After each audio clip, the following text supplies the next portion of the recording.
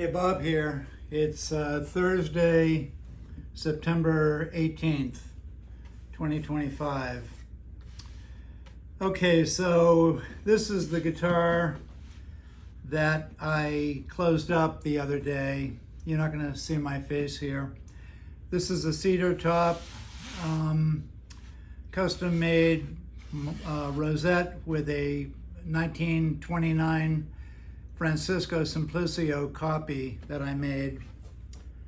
Quite an involved rosette. I've got the sound hole masked off with wax paper.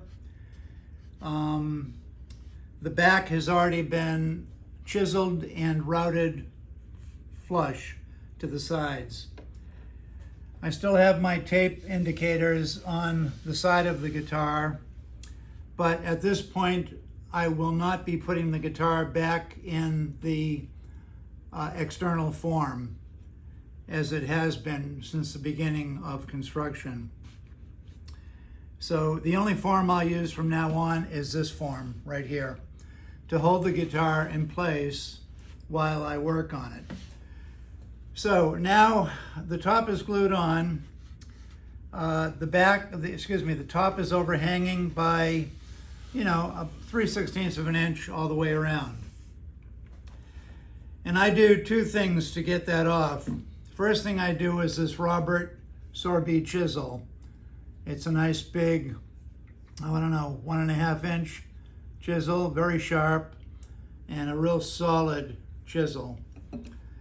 And I will, you won't see it over there because I'm working on this side, but I will start to chisel off as much of this top. I'll get as close to the sides as I can, and then I'll finish it off with my little trimmer router, Ryobi, with a flush cutting bit and a roller bearing with the flush cutting bit. It's set for about 3/16 of an inch, but it will only cut what is beyond the side, okay? So, I'll start and you can watch. Of course, this is cedar. It's extremely fragile compared to spruce, and I'm always very, very careful when I work with it, or try to be. So I'm going to start here with my one eye. First time I've done this with one eye. And I start at the upper and lower bout. I'll be taking off the indexing tape after I carve this top. And I'll get the top to within a 1/16 of an inch of the sides. And I'm also feeling out the wood to see how it's cutting. So there's a lot of touch going on with my fingers, telling me how close I'm getting. Cedar comes off. Cedar is very easy to carve, of course. Now, so I'm pretty close there on both the top and the bottom bout. Now, when I carve and when I route, I always route from here, that way, and from here, this way, from here, that way, and from here, this way. I never put the router on the top or back and go all the way around, because you can hit a little patch of wood, depending on the wood. Sometimes you'll tear it out and destroy what you're working on. Okay, and this is much more of a challenge now that I'm down to my left eye. So I'm going to go slowly here, but what I do here is I don't just cut this, I cut it at an angle here.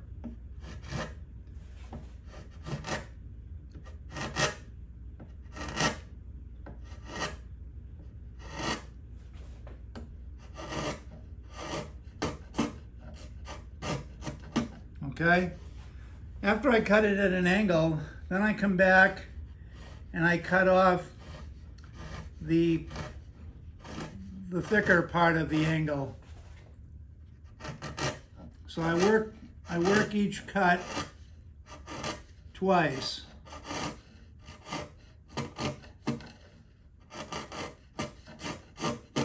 Okay, rather than go at it straight, it comes off a lot easier this way.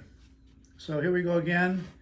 I make my angle cut, being careful not to go too far on the angle.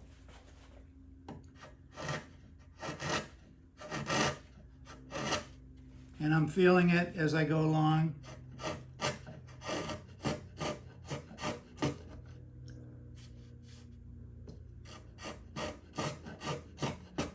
Okay, then I'll come back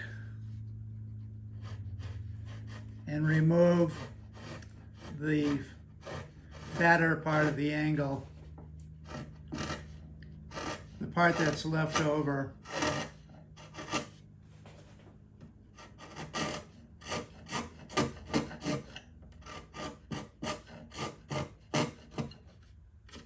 Okay, and that's pretty good. Go just a little closer here.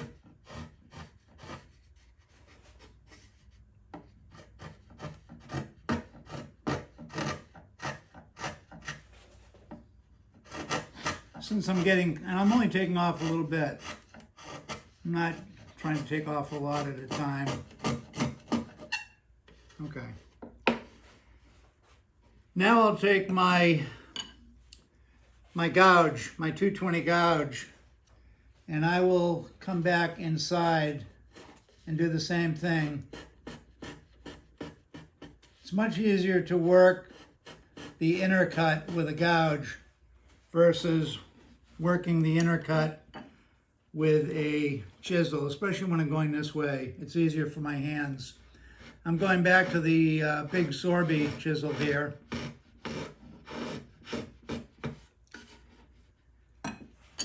Then I'm going to take the gouge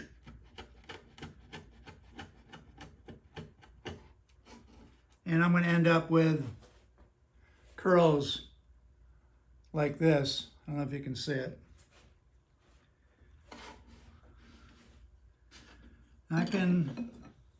Since I'm going this direction, I can use the Sorby chisel to cut off the fatter part of this angle.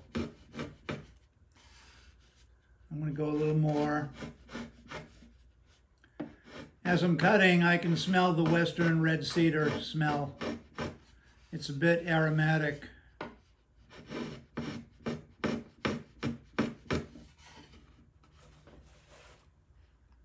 And when I go in this direction, I prefer to use the gouge because I'm going into the waist. These are both, the gouge is not quite as sharp as the chisel, but it's still pretty sharp. And I'm never cutting directly into the grain. I'm always going along with the grain.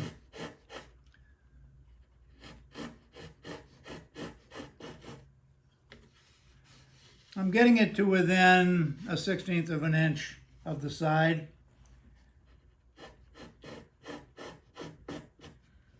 We get into the waist. Now we use the scooped part of the gouge. Incidentally, Manuel Velasquez introduced me to the Swiss-made 220 gouge. He used it, and then I got a couple of them. I sharpen them regularly, maybe a couple times a year. I strop them. I have a power strop. I also have a, what's it called? You know, the great sharpening system whose name is escaping me right now.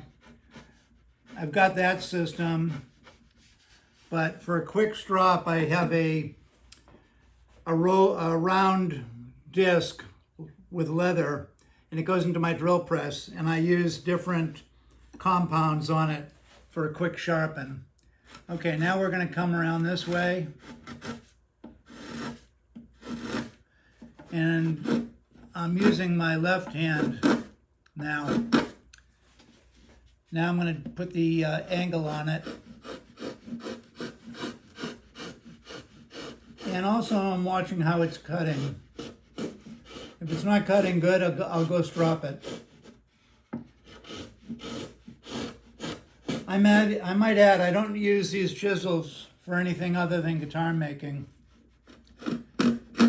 My regular household chisels are different. I keep them separate. I actually keep them in my toolbox, not out on the wall here where I can get to them.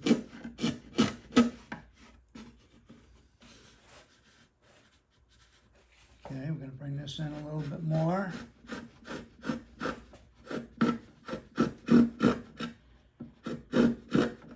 I'm only going to demonstrate this one side, and I'm also going to show you how I route it. I recently built a guitar in redwood. It was incredible wood. I got it from the late Jim Norris. I got it from his estate. And I only had 2 sets of it. I gave one set away to the great guitar maker Ken Miller, who used to be in Tallahassee. I think he's in Tennessee now. But I gave one set away to him because he's my friend, and I visited him when he was in Tallahassee one time, and he had me overnight and took good care of me, he and Virginia, his wife. So that left me with only one set of that redwood, and I love the redwood. I made a really nice guitar from it. It's the last batch. It was actually in the last batch. Problem with it was it chipped very, very, very easily. And I had never used redwood before. It was the first guitar and only guitar that I've ever made with a redwood top. And it was very chippy. And when I was routing off the flush, just routing to make it flush, it was chipping. And I put a brand new router bit on, and it was still chipping. So it was very difficult wood to work with. Despite how perfect it was just absolutely gorgeous stuff. Okay, so I'm almost done here, and then I'm going to show you with the router.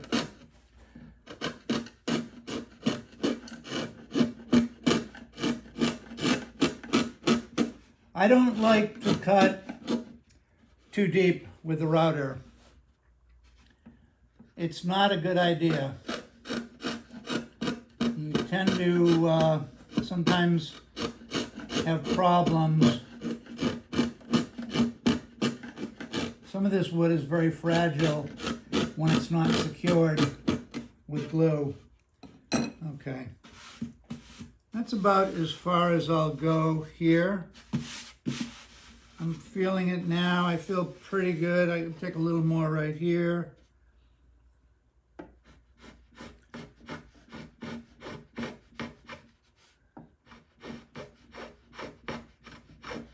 I do the same thing with the back, by the way. And I'm just using these 2 chisels.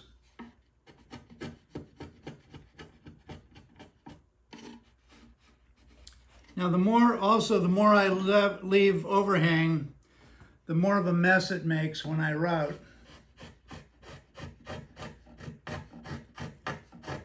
As you can see behind me, well actually you can't see it, I have a sheet laid out over my workbench behind me. If I don't do that, I have more cleanup to do.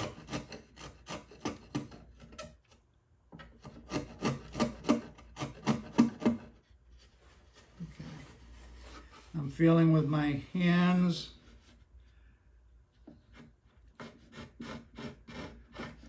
Now obviously a factory could never work the way I do. also like the interaction with the wood. And by doing it by hand at first, it almost helps me learn if there are any issues with the wood,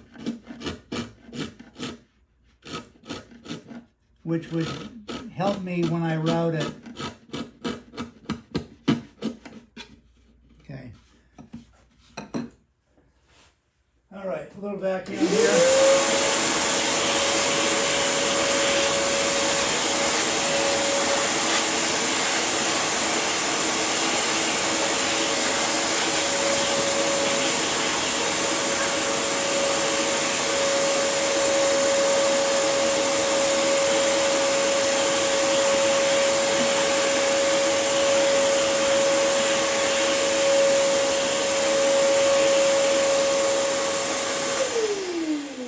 Okay, now I'm going to grab a hat because I don't want to mess up my beautiful hair. That's a joke. Okay, anyway, I've got this weight here just to help. The guitar, the form is clamped in two places with cam clamps on my bench, and then I have put this weight here just to help keep the guitar from moving around. Now, usually what I do is I take this tri-fold cardboard. I'm not going to do it now because you won't be able to see it in the demo, but I usually put this like this. And you can't see it, but I also put a cover on the top. And if I pulled out, you'd see it. You can't see it now. But I essentially create a little booth with the cardboard in order to keep the dust from going everywhere, okay? Because that's what's going to happen right now. The dust is going to go everywhere. So for your benefit, I'm making a sacrifice today. I think I'll put a little bit of cardboard down here just to minimize my cleanup. Bear with me a second while I do this. It'll just help me a little bit, okay? All right, so with my hands, I wipe the top to make sure I don't have any little pieces of wood or anything. And with my router, I'm actually going to widen this shot a little bit now that I'm routing. Widen this out a little bit.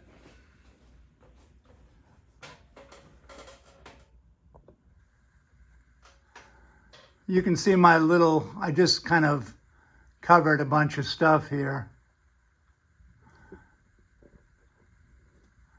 And go a little tighter. Maybe like that, okay?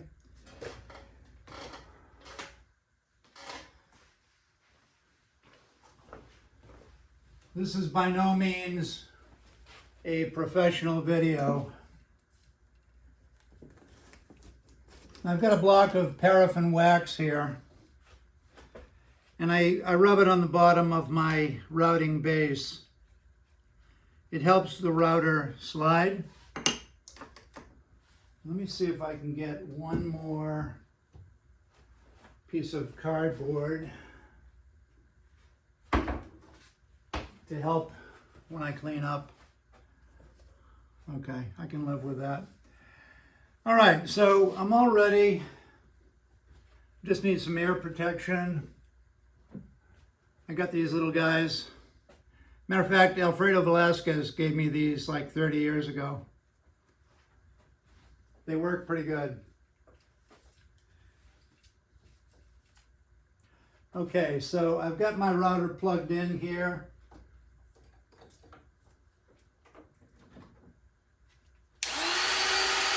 You can hear it. And this may be boring to some of you, so forgive me. But I'm almost done with this demo, and I'll do the other side without filming it. So essentially, This is what I do.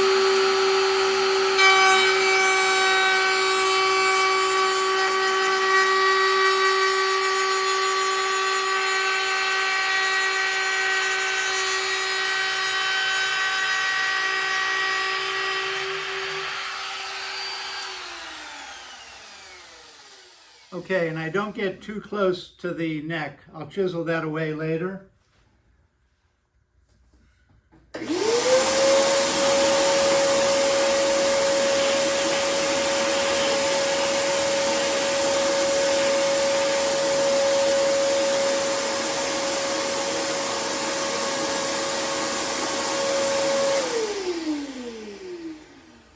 I'll wipe the bottom of the base to make sure I don't have any goobers under there. Now we're going to come into the waist.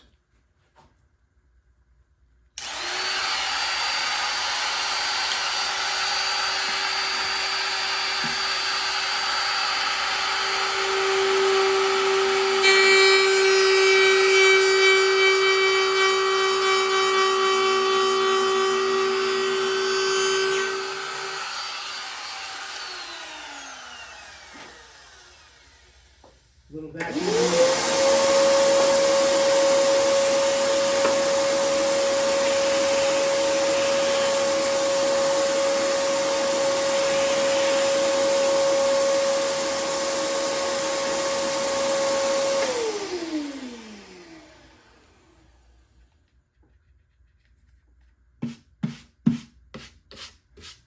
So I'm just trimming the side, I'm just trimming the top flush to the side.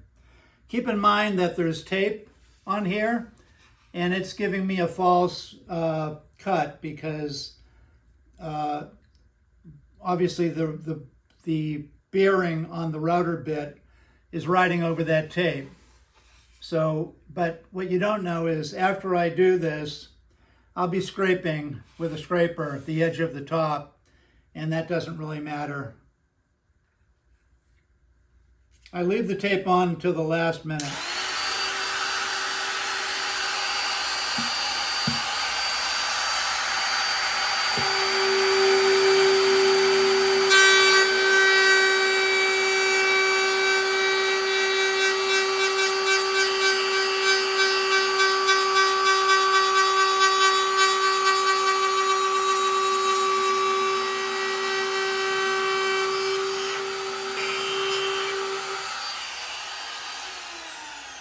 Okay. Clean the bottom of the base. Quick vacuum here.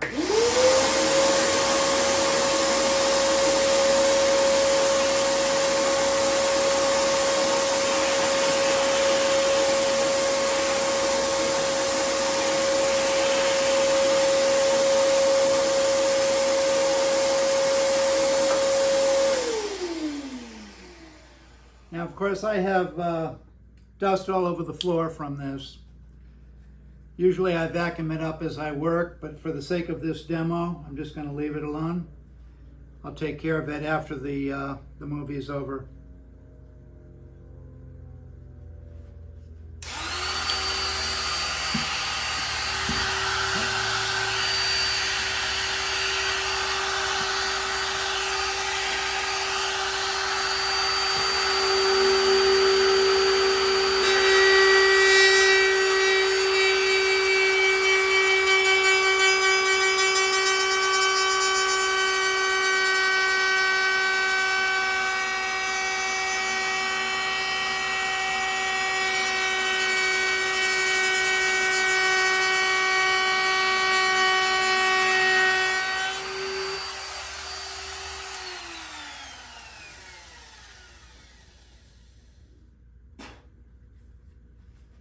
Okay, so let me clean that up. Quick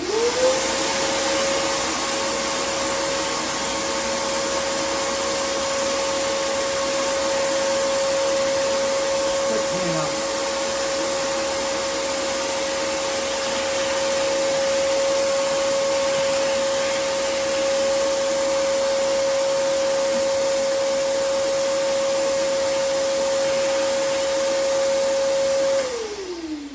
Okay, so normally when I'm routing, of course I have this little tent, even a top, and I kind of work myself in there. So the dust gets contained really to the workbench, a little bit on the floor. If you can see, I've got a sheet, an old bed sheet back here, just covering everything so I don't have dust everywhere, okay?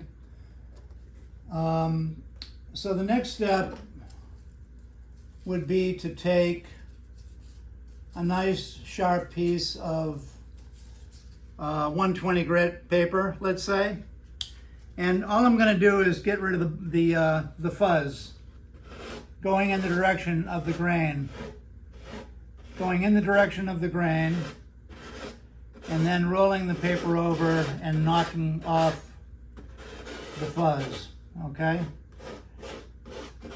I don't round it over, just a tiny bit maybe. I'm just trying to get the fuzz off of there.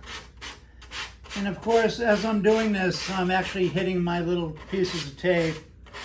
It doesn't matter. I will take it off, but not after I'm finished routing. And up here, I'll just knock the fuzz off. This Western red cedar is chiseling very easily, and it's cutting very easily.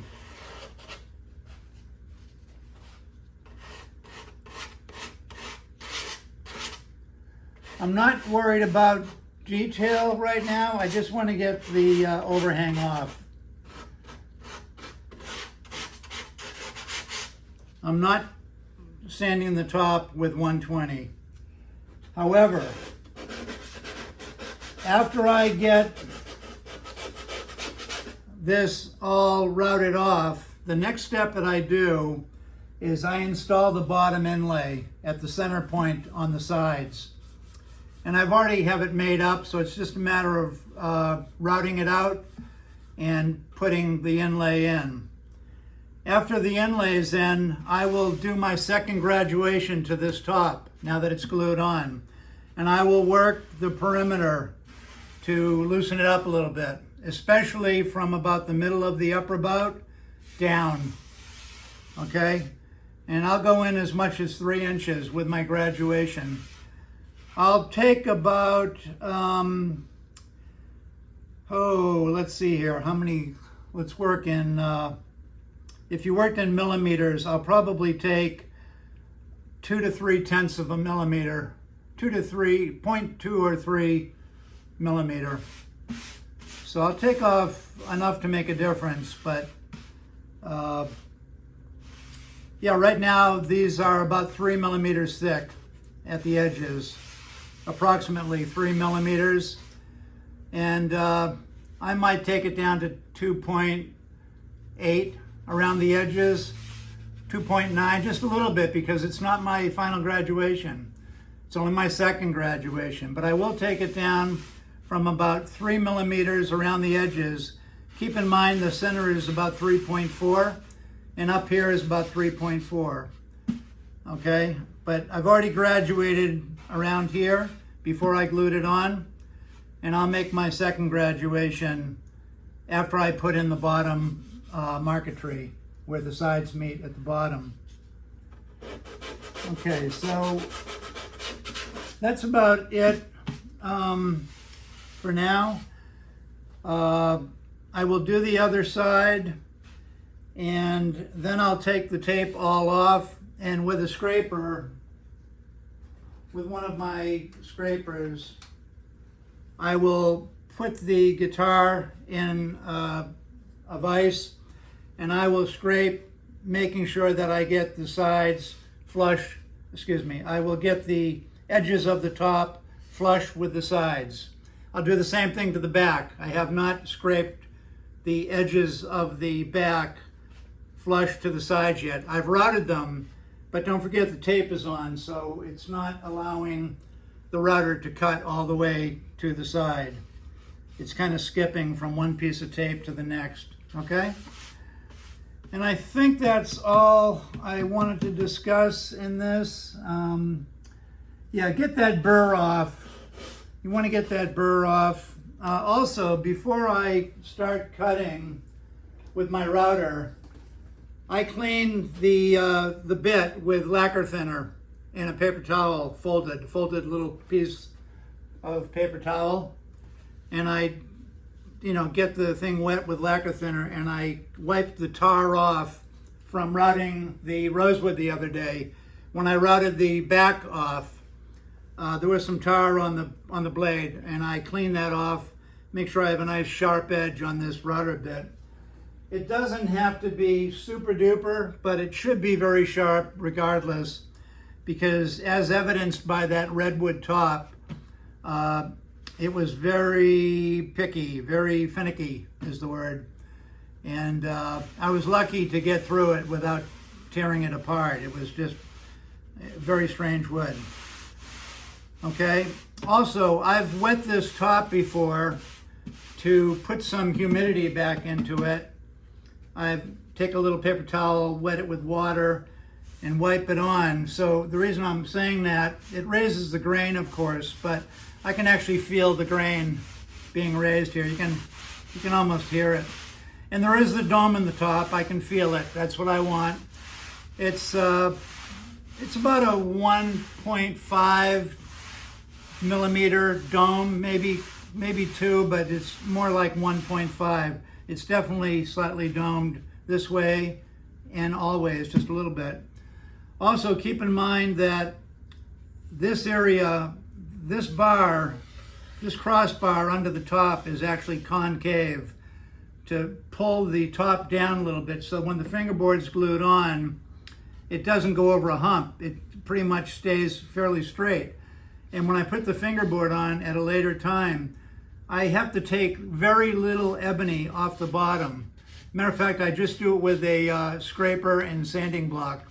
I don't have to take out a plane and plane the heck out of it, because I've already pulled the top down here. So my top kind of goes down a little, and then with this big sound tool, it just transitions and goes up a little bit and then comes back down a little bit. And that's what I'm shooting for, okay? All right, that's it. Bob checking out, and I will show you when I start doing the bottom inlay. I'll record that and show you my method. Now, of course, there are a zillion ways to remove the excess on the top, but I'm a guy that likes to deal with hand tools, and it's pretty interesting because like I said before, I've never done this with only one eye, but I don't seem to be having much of a problem with it. Get a little bit more here.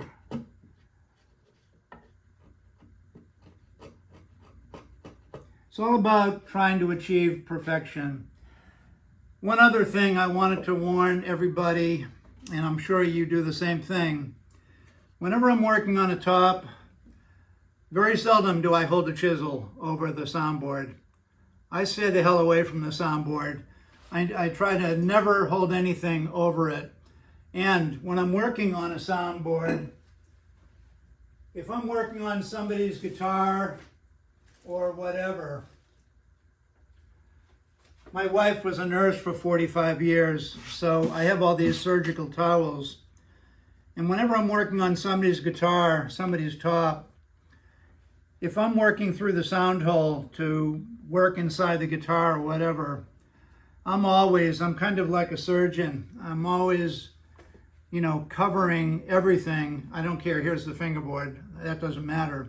So I don't worry about that. But if I'm in the sound hole looking at a guitar, inspecting a guitar, or fixing crack or whatever, I almost always cover everything, because all it takes is one mistake and you've got a big problem on your hand if you drop something on a top, especially a cedar top. Cedar is so soft and fragile, it's almost impossible to get to the end of building a cedar guitar without putting a mark on it. It's just, no matter how hard you try, it's nearly impossible. Okay, so that's it. We've got this side all trimmed up pretty nice. And oftentimes I will take 2 runs with the router. I didn't today for the sake of time, but I'll take 1 run and then I'll go and do it again just to make sure I got it all off. So it would be essentially 1, 2, 3, 4 more in addition to what you saw me just do. And after I turn off the camera, I'm probably going to do that. Okay? That's it for today. I hope you all have a great day, and peace.